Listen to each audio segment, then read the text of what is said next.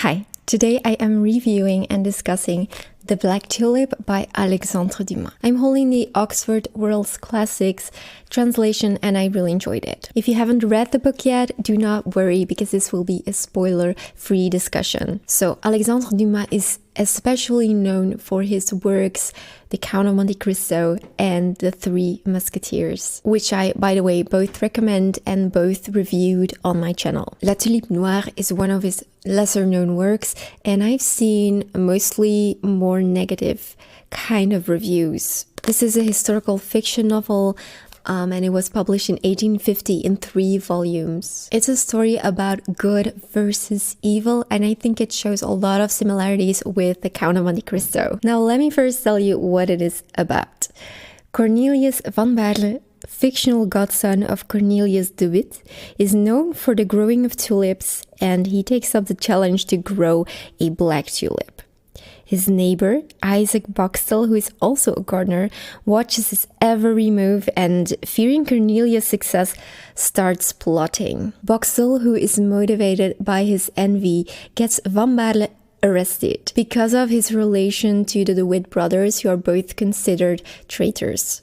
The novel starts with a historical event that can be hard to follow if you don't know what was going on at the time. And I was thinking, my gosh, if this is the entire novel, I will not get much out of it. But once you get yourself through that first chunk of historical info, the story really gets started. So do not worry if you don't understand much of those first couple of chapters. The similarities between The Count of Monte Cristo and The Black Tulip are good versus evil and a man wrongfully imprisoned for a crime because of jealousy. And of course, we again have themes of love, revenge, and faith. So here's a little bit of background information to help you through those first chapters of historical info. The story begins in 1672 with a historic event, the murder of the Johan de Witt and his brother Cornelis, who were considered rebels against the Prince of Orange, William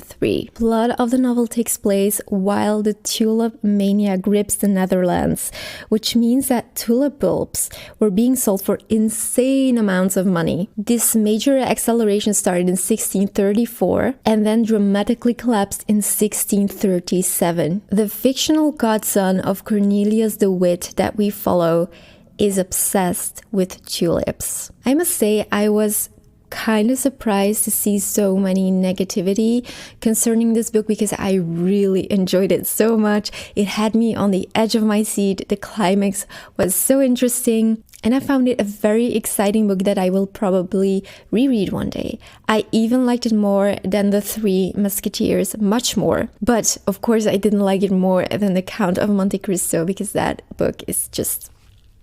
read it if you haven't read it because it's so good. And yeah, I would even recommend it over The Three Musketeers. I know it's a very unpopular opinion, but that's the way it is. I really love reading about characters who are extremely passionate about something, and in this case, it was tulips. William of Orange was also a character in this novel, and I really loved his character in here. We have a villain, Boxtel, who is extremely jealous, and we also get to read his perspective. And I must say it was so interesting to read how he justified his crimes, because he feels like the black tulip is his, truly his, and his biggest motivation is money. We also have our character Rosa, who is the only friend and also the love interest of Cornelius while he is in prison. And I found it so interesting how Rosa was competing with the tulip for Cornelius's love. Cornelius cares more about the tulip than anything else in his life because he worked so hard to create a black tulip bulb.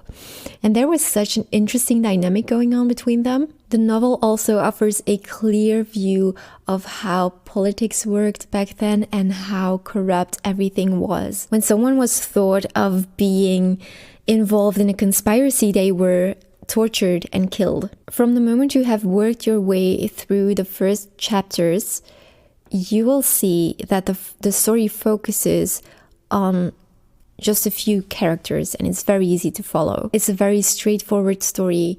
There's always something interesting happens and it is very fast-paced. If you haven't seen them yet, make sure to check out my videos on The Count of Monte Cristo and The Three Musketeers.